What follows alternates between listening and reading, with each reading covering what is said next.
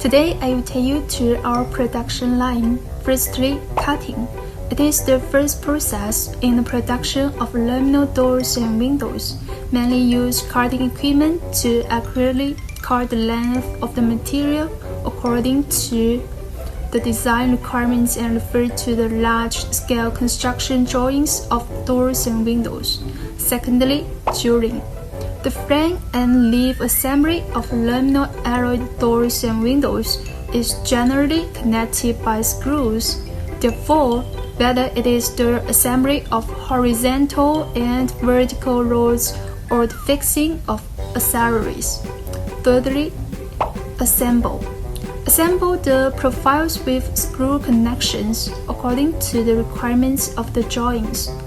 Finally, package. Packed by plastic foam and packed in wooden box. Follow us to learn more aluminum windows and doors.